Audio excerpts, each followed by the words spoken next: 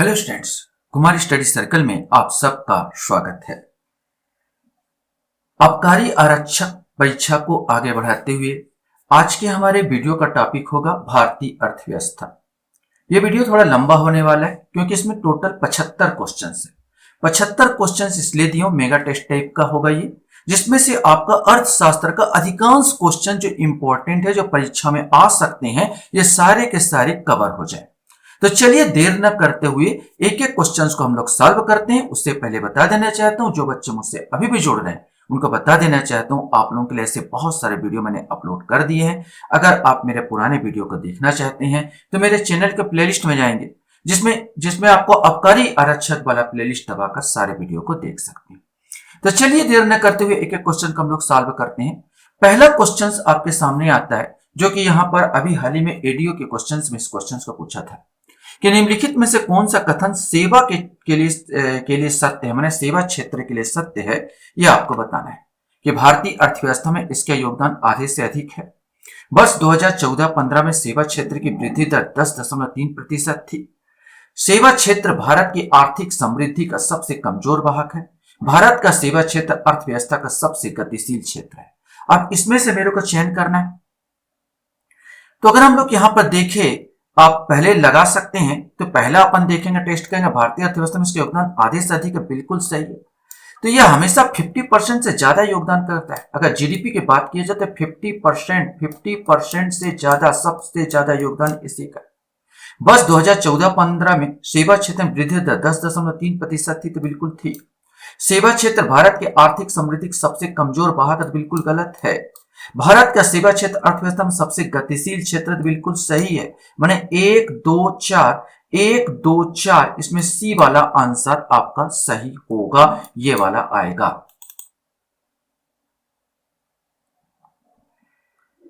Question हमारे सामने है, भारत में सितंबर 2023 में महारत्न कंपनियों की संख्या कितनी थी? ये भी एडीओ का ही जो क्वेश्चन अभी हाल ही में पूछा था, ये क्वेश्चन आपसे पूछा गया था कि भारत में सितंबर 2023 में महारत्न कंपनियों की संख्या कितनी थी। आपके पास ऑप्शन है, सोचिए और बताइए। सही आंसर इसका सी आएगा 13। अभी वर्तमान में 14 है, और 14 है हिंदुस्तान एरोनॉटिक्स लिमिटेड HAL को जोड़ा गया। लेकिन ये बात कर रहा था सितंबर 2023 तक। तो सितंबर 2023 तक भारत में महारत्न कंपनियों की संख्या 13 था। ऑप्शन में 14 है भी नहीं है, दिया भी नहीं, तो यहां आंसर सी आएगा 13।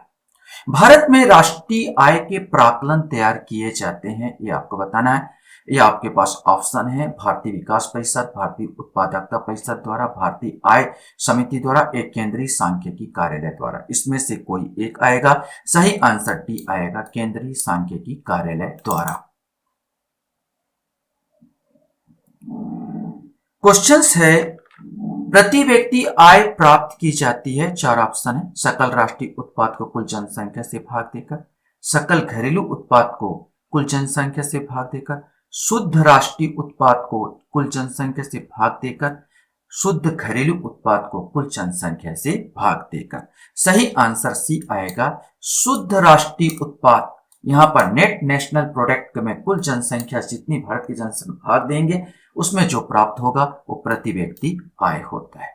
भारत में कृषि आय की गणना की जाती है उत्पादन विधि से, आय विधि से, व्यय विधि से, या उपरोक्त सभी से। इसमें से कोई एक आएगा। सही आंसर, भारत में कृषि आय की गणना उत्पादन विधि से की जाती है। कितना उत्पादन हुआ, इस विधि पर ज्यादा केंद्रित किया जाता है। क्वेश्चन हमारे सामने हैं, मुद्रास्फीति के दौरान मुद्रा का मूल्य अब यहां पर आपको बताता है, बढ़ता है, घटता है, स्थिर रहता है, या इनमें से कोई। मुद्रास्फीति अगर जानेंगे तो मुद्रा मतलब बाजार में पैसे बहुत ज्यादा हो गए, माने मुद्रा बहुत ज्यादा बह रहा है यहां पर। अब ज्यादा बहेगा तो ऑटोमेटिक मुद्रा का मूल्य क्या हो जाएगा? घट जाएगा। तो सही आंसर इसका भी आएगा कि ज्यादा हो जाएगा, मतलब महंगाई चरम पर है। मुद्रास्फीति माने महंगाई, और महंगाई चरम पर है तो मुद्रा का मूल्य क्या होता है? घटता है। अब जैसे पुराने लोग बोलते हैं, हमारे समय में तक इतने पैसे में इतना मिलता था, आजकल तो भाई इतना पैसा ले जाओ तो झोला भर बाजार भी नहीं मिलता, माने मुद्रा का मूल्य गिर गया है, घटता है। भारत के राष्ट्रीय आय को सर्वप्रथम किसके द्वारा मापा गया? इसमें से आपको ऑप्शन बताना है। ऑप्शन में आपका दिख रहा है, आप बताएंगे कौन इसमें मेन है। सही आंसर दादा भाई नौरोजी। दादा भाई नौरोजी ने poverty poverty and un British rule in India एक पुस्तक लिखी थी, poverty and un British rule in India. इस पुस्तक को भी बहुत बार पूछता है। इसमें भारत की प्रति व्यक्ति आय 20 रुपए इन्होंने बताया था। भी पूछता है कितना बताया था, तो 20 रुपए इन्होंने बताया था।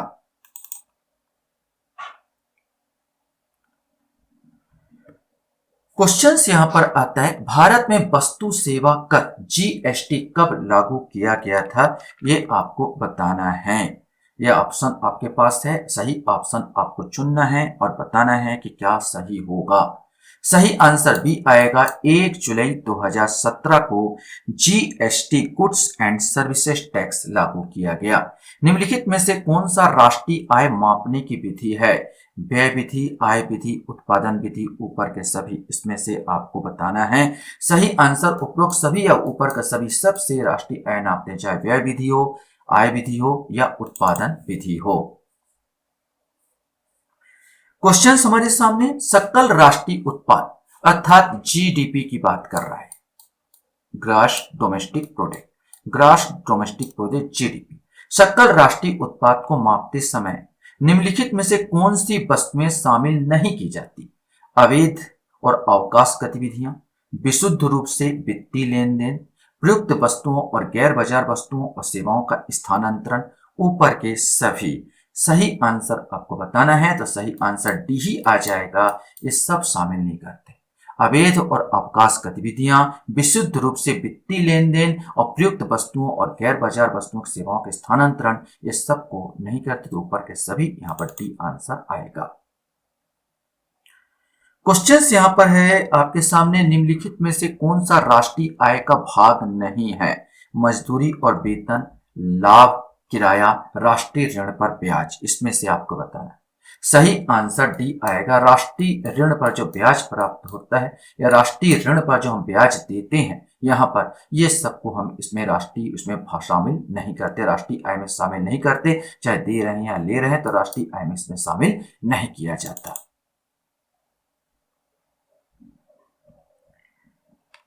क्वेश्चन है, भारत को सकल घरेलू उत्पाद का सर्वाधिक हिस्सा किस क्षेत्र से प्राप्त होता है?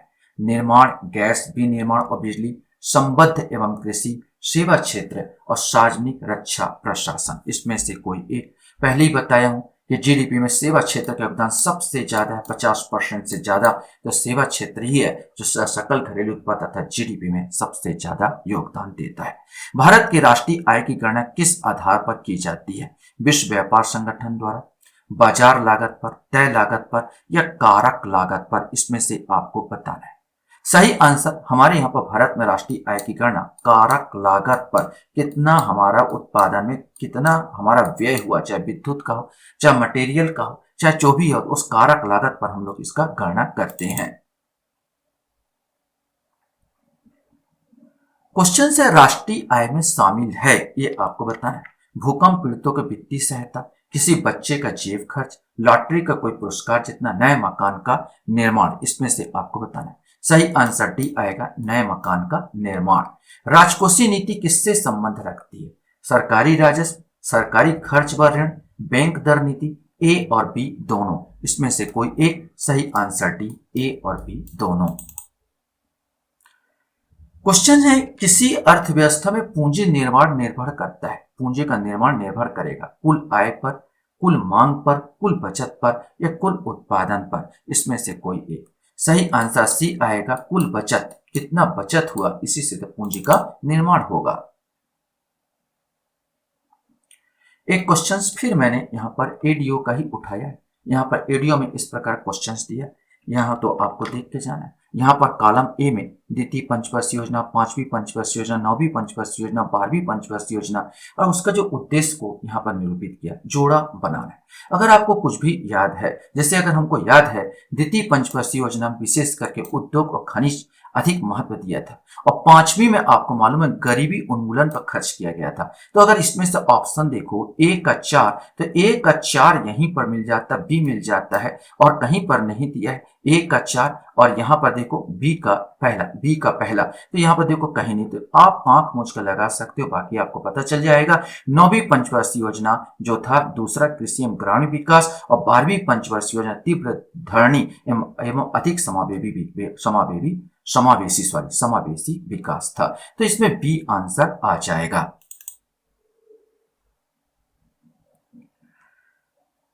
क्वेश्चन से मुद्रा स्फीति को रोका जा सकता है निर्यात बढ़ाकर, मुद्रा पूर्ति बढ़ाकर, सरकारी व्यय बढ़ाकर, मुद्रा पूर्ति घटाकर। इसमें से आपको बताना है कि कौन सा इसमें से आएगा।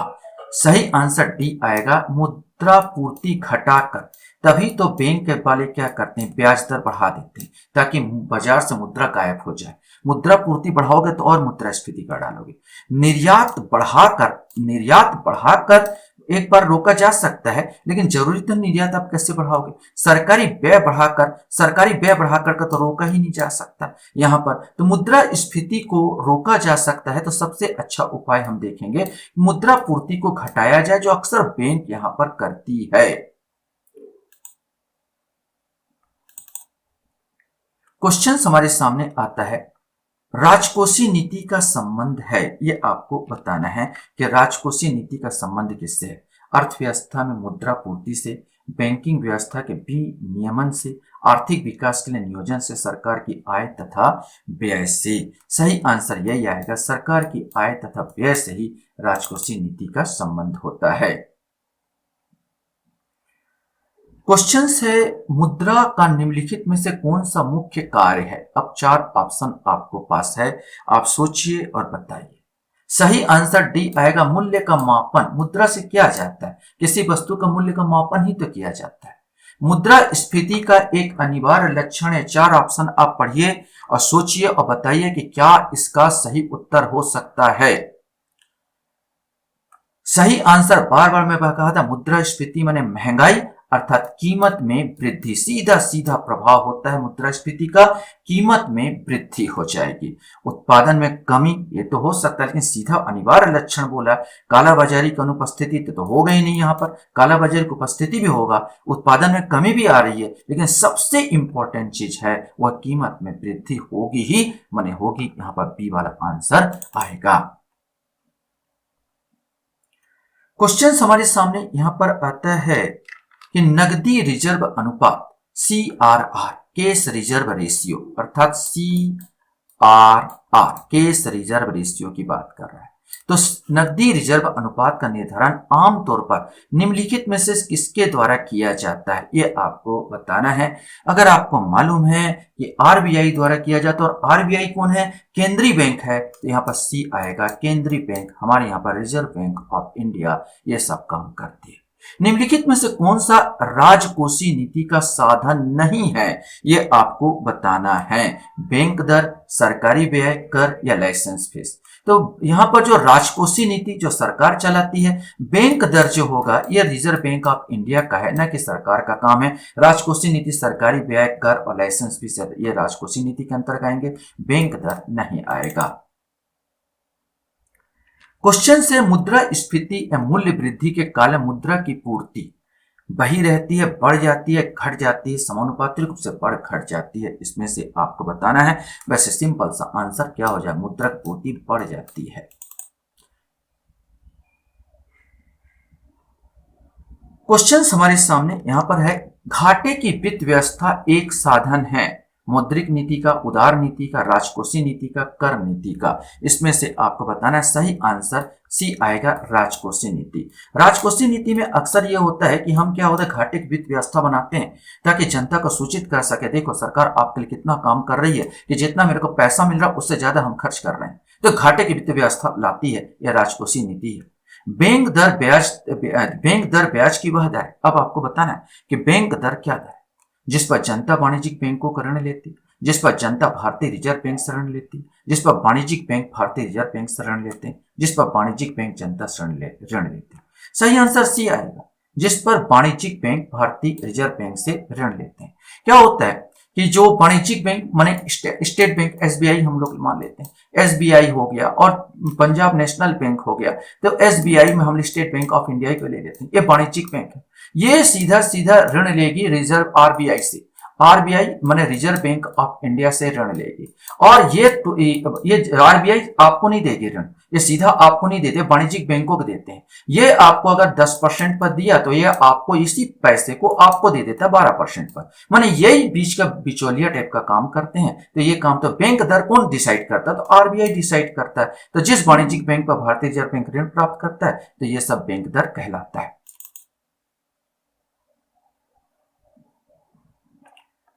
क्वेश्चन हमारे सामने यहां पर है, निम्नलिखित में से कौन सा कथन सही है, इसमें से आपको चुनना है और बताना है। उत्तम मुद्रा निकृष्ट मुद्रा का संचलन से बाहर निकाल देती है। निकृष्ट मुद्रा उत्तम मुद्रा को संचलन से बाहर निकाल देती है। उत्तम और निकृष्ट मुद्रा एक साथ संचलन नहीं कर सकते, कह नहीं सकते। सही आंसर, निकृष्ट मुद्रा उत्तम मुद्रा को संचलन से बाहर कर देती, अर्थात जो खराब पैसे हैं वो अच्छे पैसे को बाहर कर देती चलन से। सही है। आपने देखा होगा, कारण ये रहेगा, जब भी नोट नया नया आता है तो नए नोट को तो आप लोग रख लेते हो और पुराने नोट को घर से बाहर निकालते रहते हो, माने यही रहा। एक बार रिसर्च हुआ था, इंग्लैंड में ऐसा हुआ था कि इंग्लैंड में नया मुद्रा बहुत घटिया नोट आ गई थी, नया मुद्रा छापे तो देखा गायब नया मुद्रा। सब कारण पता किए तो पता चले यही होता है, लोग नए मुद्रा को रख लेते हैं, पुराने मुद्रा को निकालते हैं और घटिया नोट निकल आएगी। ये हमारे देश में भी यही होता है। तो निकृष्ट मुद्रा उत्तम मुद्रा को संचलन से बाहर कर देती है। क्वेश्चन हमारे सामने यहां पर है, निम्नलिखित में से कौन सी मात्रात्मक उधार नियंत्रण तकनीक नहीं है, यह आपको बताना है। बैंक दर, नगद आरक्षण अनुपात, सर्वाधिक तरलता अनुपात, बचत जमा खाते पर ब्याज दर में वृद्धि, इसमें से आपको बताना है। सही आंसर डी आएगा। क्या होता है, जो आरबीआई होता है, अगर महंगाई को नियंत्रित करना है, अगर आरबीआई को महंगाई को नियंत्रित करना है और मुद्रास्फीति को रोकना है तो तीनों काम कर सकती है। बैंक दर बढ़ा सकती है, विशेषकर नगद आरक्षण अनुपात बढ़ा सकती है और एसएलआर को बढ़ा सकती है, संविधिक तरलता अनुपात बढ़ा सकती है, लेकिन इसका कोई रोल नहीं होता। बचत जमा खाते ब्याज दर वृद्धि, इसका तो जो व्यापारिक बैंक होते हैं, वाणिज्यिक बैंक, वो काम करते हैं, ये आरबीआई काम नहीं करेगा इस पर। तो यहां पर सही आंसर इसका डी आएगा।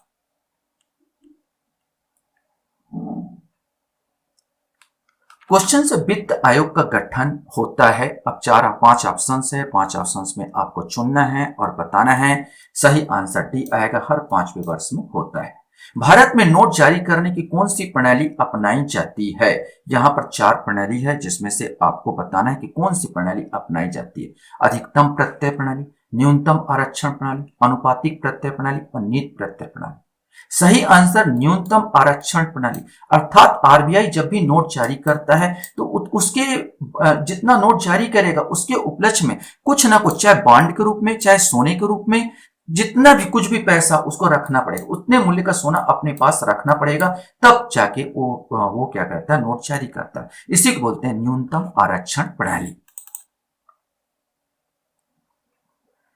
क्वेश्चन हमारे सामने, भारतीय प्रतिभूति एवं विनिमय बोर्ड सेबी की स्थापना निम्न में से किस समिति की अनुशंसा पर हुई थी, इसमें से 4 ऑप्शन आपके पास है, फटाक से आपको बताना है। सही आंसर आएगा एस.ए. दवे समिति। प्रतिकूल भुगतान संतुलन की स्थिति कब उत्पन्न होती है, यहां पर बोल रहा प्रतिकूल भुगतान संतुलन की स्थिति, जब आयात की मात्रा निर्यात से अधिक होती है, जब राजकोषीय घाटा एक निश्चित सीमा से अधिक हो जाता है, जब मुद्रा स्थिति की दर ऊंची होती है, जब प्रत्यक्ष कर ऊंचा होता है। इसमें से आपको बताना, वैसे सबके सब सही नजर आते हैं। सही आंसर प्रतिकूल भुगतान, जब आयात की मात्रा निर्यात से अधिक होती है। यहाँ पर आयात की जो प्रतिकूल होता है, प्रतिकूल भुगतान की संतुलन की स्थिति कब उत्पन्न होती है, जब आयात की मात्रा, माने हम आयात ज्यादा कर रहे हैं और निर्यात कम कर रहे हैं, तो प्रतिकूल हो जाएगा, गड़बड़ हो जाएगा। ये पहला वाला मेन आएगा।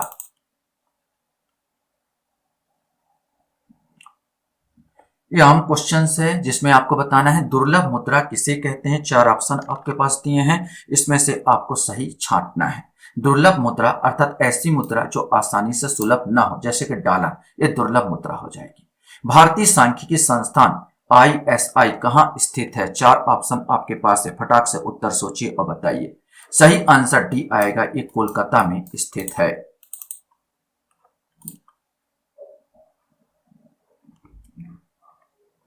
क्वेश्चन से निम्नलिखित में से क्या रेपो दर की सही दर्शाता है? रेपो दर आपको बताना है कि रेपो दर को सही कौन सा दर्शाता है।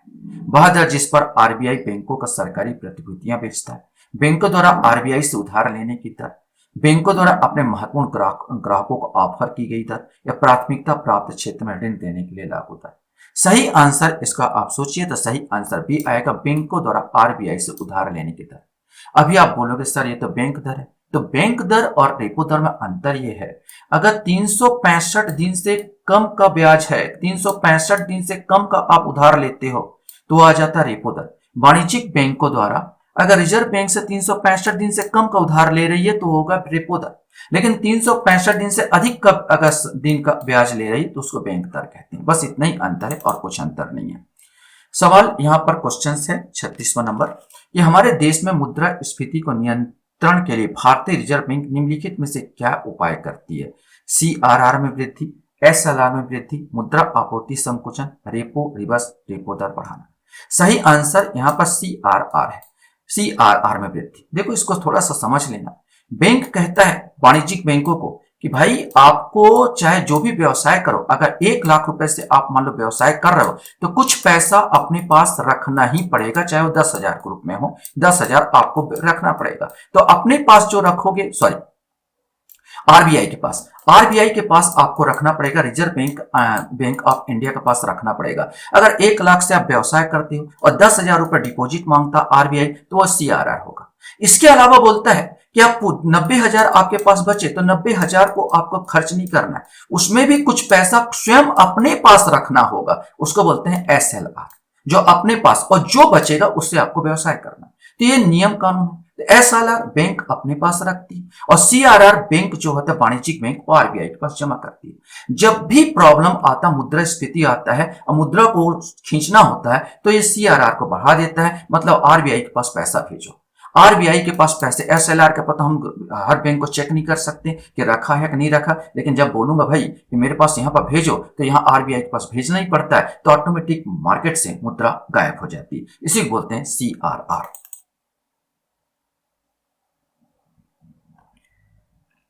क्वेश्चन से निम्न में से किस से प्लास्टिक मुद्रा कहा जाता है? तो सिंपल क्वेश्चंस को मैं ऑप्शन नहीं पढ़ रहा हूं, फटाक से आपको बताना है। सही आंसर भी आएगा, क्रेडिट कार्ड और पेट्रो कार्ड को प्लास्टिक मुद्रा कहते हैं। नाबार्ड किसका नाम है? तो आपको इसमें से 4 ऑप्शन है, 4 ऑप्शन में सोचना है और बताना है। तो नाबार्ड वास्तव में कृषि बैंक है, कृषि सहायक और विशिष्ट बैंक कहलाता है। क्वेश्चंस आपके सामने, भारत में बैंकों का पहली बार राष्ट्रीयकरण कब हुआ? यह ऑप्शन आपके पास अब शो कर रहा है, आप सोचिए और बताइए। सही आंसर आप सोचिए, समय है आपके पास। सही आंसर सी, 1969 में 14 राष्ट्रीय बैंकों का राष्ट्रीयकरण हुआ था, जिनके पास लगभग 50 करोड़ से ज्यादा पैसा थी। कौन सा बैंक पहले इंपीरियल बैंक ऑफ इंडिया कहलाता था? 4 ऑप्शन आपके पास है, जिसमें से आपको बताना है। सही आंसर भी आएगा, state bank of India, SBI पहले इंपीरियल बैंक ऑफ इंडिया कहलाता था। क्वेश्चन है, भारत में 1 रुपए का नोट तथा सिक्के, छोटे सिक्के जारी किए जाते हैं। इसमें से आपको बताना है, 2 ही लोग जारी कर सकते हैं, एक रिजर्व बैंक ऑफ इंडिया जारी करता है और दूसरा भारत सरकार। अब इसमें से तो सिंपल सा, भारत सरकार द्वारा 1 रुपए के नोट तथा सिक्के छोटे जारी किए जाते हैं। अब नोट तो जारी नहीं होता, सिक्के ही जारी करेगा।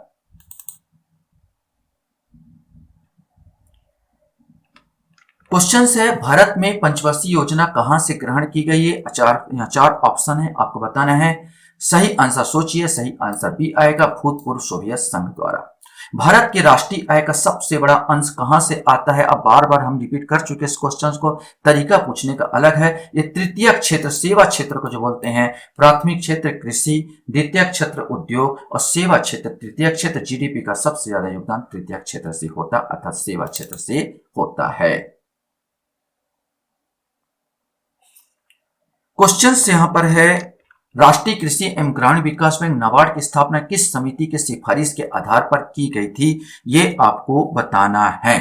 लोक लेखा समिति, शिवरामन समिति, नरसिम्हन समिति, उपयुक्त में से कोई नहीं। इसमें सही आंसर भी आएगा, शिवरामन समिति द्वारा किया गया था। यहां पर एक क्वेश्चन हमारे सामने है, महालनोबिस मॉडल का संबंध किस पंचवर्षीय योजना के साथ जुड़ा हुआ है? ये आपको बताना है। सही आंसर इसमें से खोजना है। तुरंत सोचिए, सही आंसर बी, दूसरी पंचवर्षीय योजना। पहली पंचवर्षीय योजना जो है हेराल्ड डोमर मॉडल पर आधारित थी। पहली पंचवर्षीय हेराल्ड डोमर मॉडल पर और दूसरी पंचवर्षीय योजना महालनोबिस मॉडल पर आधारित थी। क्वेश्चन यहां पर आता है, भारत में भारतीय अर्थव्यवस्था विश्व में कौन सी बड़ी अर्थव्यवस्था है। अभी अभी का करंट क्वेश्चन है, ये आपको बताना है कौन सी सबसे बड़ी अर्थव्यवस्था है। सही आंसर बी आएगा, चौथी बड़ी अर्थव्यवस्था हो गई है। यह अमेरिका, चीन और जर्मनी को पछाड़ने के बाद, अमेरिका, चीन और जर्मनी के बाद भारत चौथी अर्थव्यवस्था हो गई। जापान को इसने पीछे छोड़ दिया, जापान अभी पांचवी अर्थव्यवस्था है। कपाट का संबंध है, आपको बताना है कपाट का संबंध किससे है। ग्रामीण कल्याण कार्यक्रम के सहायता मूल्यांकन से, कंप्यूटर हार्डवेयर से, निर्यात वृद्धि तो परामर्शी सेवा से, या बड़े उद्योगों प्रदूषण नियंत्रण से। सही आंसर ए आएगा, ग्रामीण कल्याण और कार्यक्रम के सहायता व मूल्यांकन से। कपाट का अर्थ होता है लोक कार्यक्रम और ग्रामीण प्रौद्योगिकी विकास परिषद, council for a advancement of peoples action and rural technology, इसका फुल फॉर्म होता है।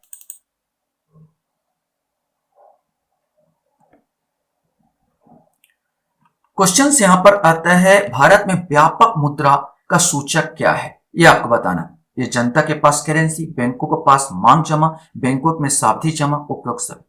सही आंसर इसका डी आएगा, उपरोक्त सभी। दो प्रकार की मुद्रा बोलते हैं, संकीर्ण मुद्रा और व्यापक मुद्रा। व्यापक मुद्रा के अंतर्गत वो सब आ जाते हैं, चाहे वो सोना हो, चाहे बॉन्ड हो, सब जो बैंकों में जमा हो, जनता के पास करेंसी हो, बैंकों का सावधि जमा हो, या सोना के रूप में रखा हो, या बॉन्ड के रूप में रखा हो, जिसको तुरंत हम पैसे में कन्वर्ट कर सकते हैं, वो सारी चीज व्यापक मुद्रा के अंतर्गत आ जाती हैं। तो ये व्यापक मुद्रा में उपरोक्त सभी आएगा। भारतीय प्रतिभूति एवं विनिमय बोर्ड की स्थापना कब की गई थी। यहां पर ऑप्शन आपके पास है, फटाक से आपको जवाब देना है। सही आंसर सी आएगा, 1988 में, 12 अप्रैल 1988 में इसकी स्थापना की गई थी। और 1992 जो सोच रहे हैं बता दूं, 1992 में सेबी अधिनियम के माध्यम से इसे वैधानिक शक्ति दी गई थी।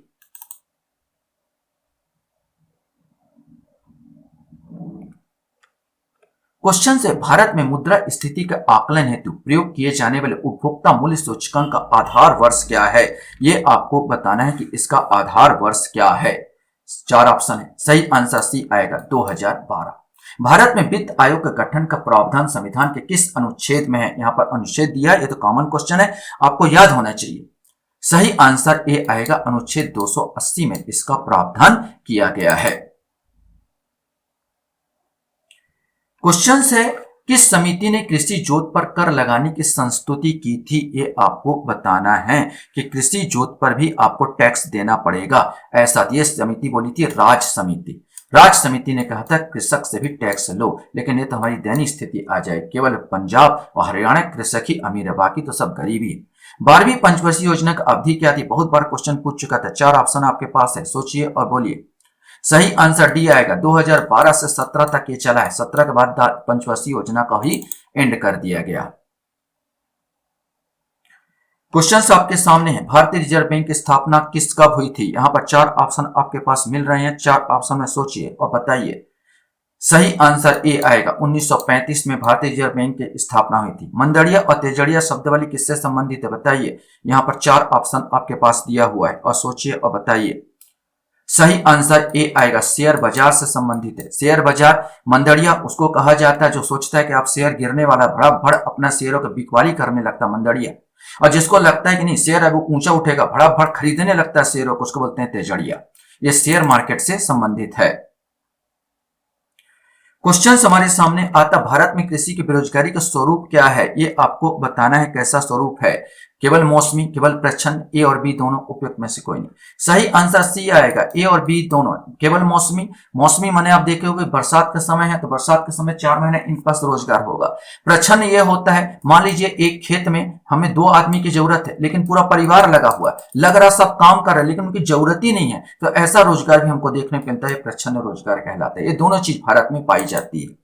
ब्याज दर नीति निम्नलिखित में से किसके अंतर्गत आती है, ये आपको बताना है। अभी तो बहुत बार हमने समझा दिया और आपने चेक कर लिया होगा कि ब्याज दर नीति कौन, आरबीआई जारी करती है, और आरबीआई जो करती है वो मौद्रिक नीति के अंतर्गत आता है।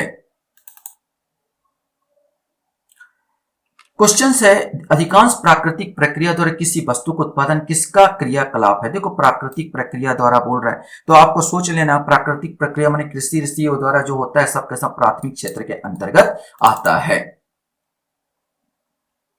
अब एक अच्छा क्वेश्चन और है हमारे सामने, जीएनपी और जीडीपी में अंतर आपको बताना है। जीएनपी क्या है और जीडीपी क्या है, इसमें अंतर को क्या कहा जाता है, यहां पर आपको इसमें से इंगित करना है कि सकल विदेशी विनियोग का, शुद्ध विदेशी विनियोग का, शुद्ध निर्यात का और विदेश से शुद्ध साधन आय का, इनमें अंतर, इसमें आप कंफ्यूजन हो सकते हो।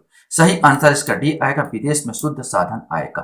तो जीडीपी अगर मैं समझा दूं थोड़ा सा, तो जीडीपी क्या होता है, देश की भौगोलिक सीमा के भीतर, मतलब मेरा भारत देश है, अगर ये भारत देश की सीमा के भीतर बोलता है, जैसे देश की भौगोलिक सीमा के भीतर उत्पादित सभी वस्तुओं और सेवाओं का कुल मूल्य होता है। जबकि मैं जीएनपी की बात करूं, जिसको सकल राष्ट्रीय उत्पाद किया जाता है, तो नागरिकों को द्वारा चाहे वो देश में उत्पन्न कर रहा हो चाहे विदेश में कमा के ला रहा हो, ये सब होता है नागरिकों में। मतलब जीडीपी में हम विदेशों को शामिल नहीं करते और जीएनपी में विदेश से आय को भी हम शामिल करते हैं, बस यही अंतर होता है दोनों में यहां पर, और कुछ नहीं।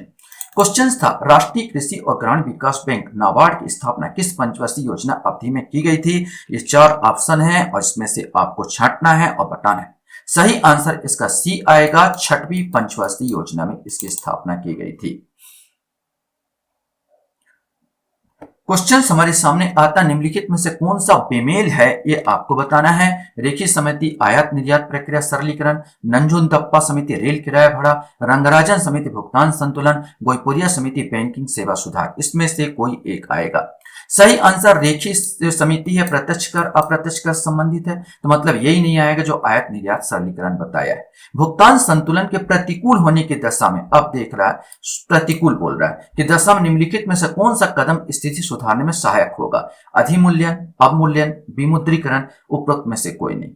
सही आंसर इसमें बी आएगा, अवमूल्यन, मैंने अपने मूल्य का जानबूझकर दूसरे के मूल्य की तुलना में थोड़ा सा घटा देना, उसको घटा देना, मूल्य को घटा देना अवमूल्यन कहलाता है। इसमें क्या होता है कि निर्यात जब होगा तो आपको ज्यादा पैसे मिलेंगे, तो आप में थोड़ा सा उत्साह ज्यादा हो जाता है और आप निर्यात करने के ज्यादा सोचोगे। तो इसी कारण थोड़ा सा बहुत लंबा समय के लिए नहीं करते इसको, क्योंकि बेकार चीज है। भारत एक बार किया है यहाँ अवमूल्यन, लेकिन बार बार नहीं किया जाता है इस चीज को, तो अवमूल्यन इसका सही उत्तर आएगा। क्वेश्चंस हमारे सामने यहां पर आता है, स्टैगफ्लेशन क्या है। यहां पर आपको बताना है स्टैगफ्लेशन क्या है। 4 ऑप्शन यहां पर आपको दिख रहे हैं, इसमें से सोचना है और बताना है। सही आंसर डी आएगा, मंदी के साथ मुद्रास्फीति।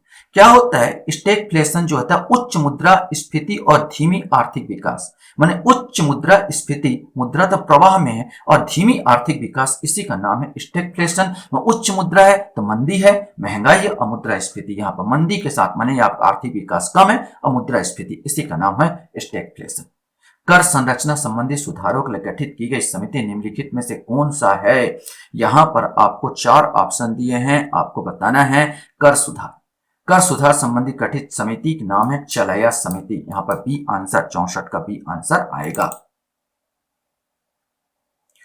क्वेश्चन हमारे सामने यहां पर आता है, नरसिम्हन समिति ने किस संबंध में अपने सुझाव केंद्र सरकार को दिए थे। इसमें से आपको जवाब देना है। उच्च शिक्षा सुधार, कर संरचना संबंधी सुधार, बैंकिंग संरचना सुधार, पंचवर्षीय योजना क्रियान्वयन संबंधी सुधार, इसमें से कोई एक। सही आंसर इसका सी आएगा, बैंकिंग संरचना संबंधी सुधार। भारत का आर्थिक सर्वेक्षण प्रतिवर्ष इनके द्वारा प्रकाशित किया जाता है। वाणिज्य मंत्रालय, सीएसओ, वित्त मंत्रालय, आर्थिक मामलों कार्य मंत्रालय, इसमें से आपको बताना है। सही आंसर सी आएगा, ये वित्त मंत्रालय द्वारा जारी किया जाता है।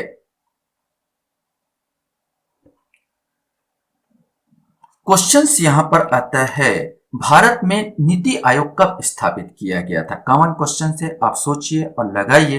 यहाँ पर 4 ऑप्शन है, फटाक से आपका जवाब होना चाहिए। सही आंसर सी आएगा, 2015 को। यदि राजकोषीय घाटे से ब्याज भुगतान निकाल दिया जाए तो शेष बराबर होगा राजस्व घाटे के, प्राथमिक घाटे के, बजट घाटे के या मौद्रीकृत घाटे के, ये आपको बताना है। सही आंसर इसका सी आएगा, बजट घाटे के बराबर होगा। क्वेश्चन यहाँ पर है भारतीय रिजर्व बैंक का लेखा वर्ष की अवधि क्या है, ये आपको बताना है। अप्रैल से मार्च, जुलाई से जून, जनवरी से दिसंबर या अगस्त से जुलाई, इसमें से कोई एक आएगा। सही आंसर बी आएगा, जुलाई से जून जो है लेखा वर्ष। भारतीय रिजर्व बैंक का लेखा वर्ष जुलाई से जून तक है, 1 जुलाई से 30 जून तक चलता है। मुद्रास्फीति किस कारण होती है? अब इतना तो बार बार लेक्चर दिया हूं तो आपको तो पता हो गया होगा कि मुद्रा पूर्ति में वृद्धि और उत्पादन का ह्रास हो, इसी का नाम है मुद्रास्फीति। मैंने पहला ही यहां पर आ जाएगा।